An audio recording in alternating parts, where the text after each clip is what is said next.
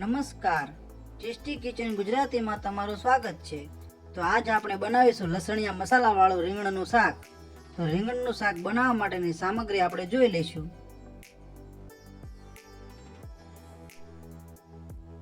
આ રીંગણ છે, જેને આવી રીતના કટ કરીને પાણીમાં પલાળી લેવાના છે. આ ટમેટા છે, આ લીલા મરચાં છે, આ લસણિયો મસાલો છે, આ લીલા ધાણા છે, આ હળદર છે, આ હિંગ છે, આ જીરું છે, આ રાઈ છે, આ વઘાર માટે તેલ છે અને આ મીઠું છે. તો સૌ પ્રથમ આપણે રીંગણના શાકનો વઘાર કરવા માટે ગેસને ચાલુ કરી લઈશું અને આ રીતના કુકર લઈ લઈશું.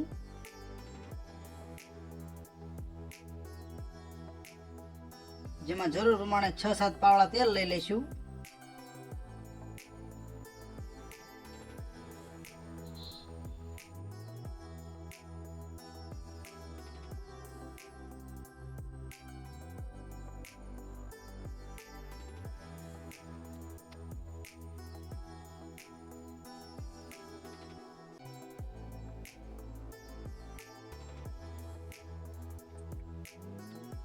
તો આપણું તેલ ગરમ થઈ ગયું છે.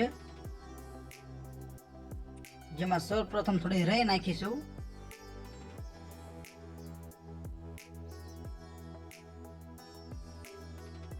પછી થોડું જીરું નાખીશું.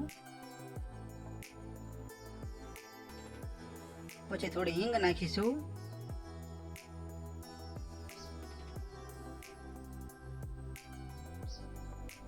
પછી રીંગણ નાખી દઈશું.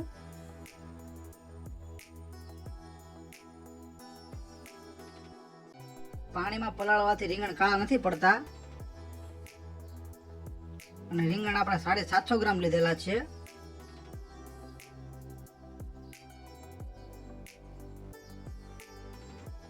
પછી ઉપર ટમેટા નાખી દઈશું. પછી લીલા મરચાં નાખી દઈશું.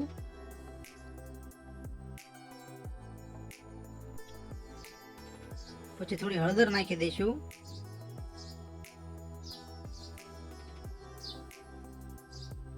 પછી સ્વાદ પ્રમાણે મીઠું નાખી દઈશું. પછી લસણિયો મસાલો નાખી દઈશું.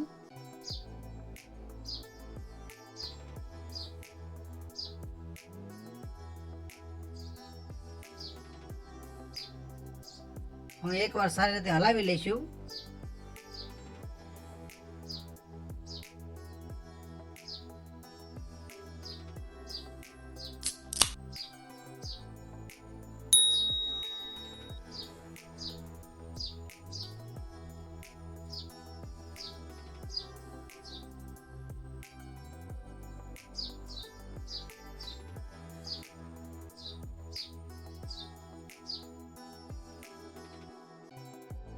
આવી રીતના હલાવી લીધા પછી ઘડીક સળસળવા દઈશું.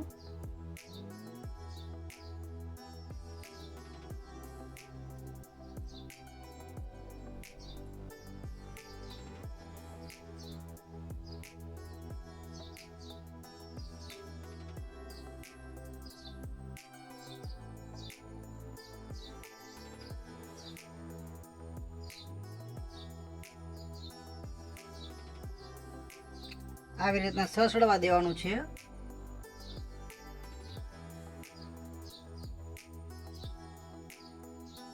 હજી એકવાર હલાવી લઈશું.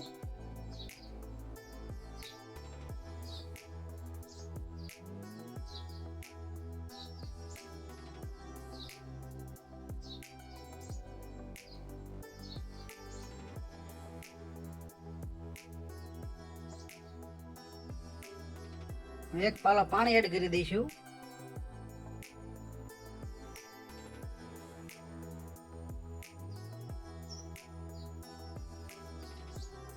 હજી અડધો પાલો પાણી એડ કરીશું. આપણે 1.5 પાલો પાણી એડ કર્યું છે.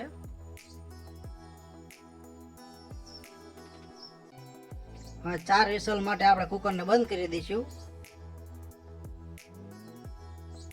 4 વિસલ વાગી જાય પછી આપણે ખોલીશું.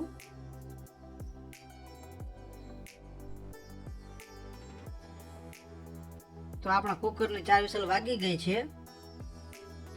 4 વિસલ વાગીને 5 મિનિટ થાય પછી જ કુકરને ખોલવાનું છે. તો આપણે સરસ મજાનું રીંગણનું શાક ચડી ગયું છે, જેમાં ઉપરથી લીલા ધાણા નાખી દઈશું.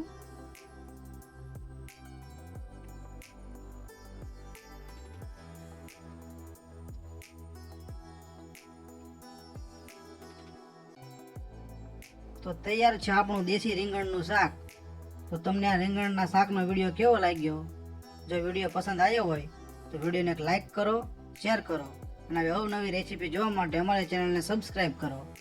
વિડીયોને પૂરેપૂરો જોવા માટે તમારો ખૂબ ખૂબ આભાર.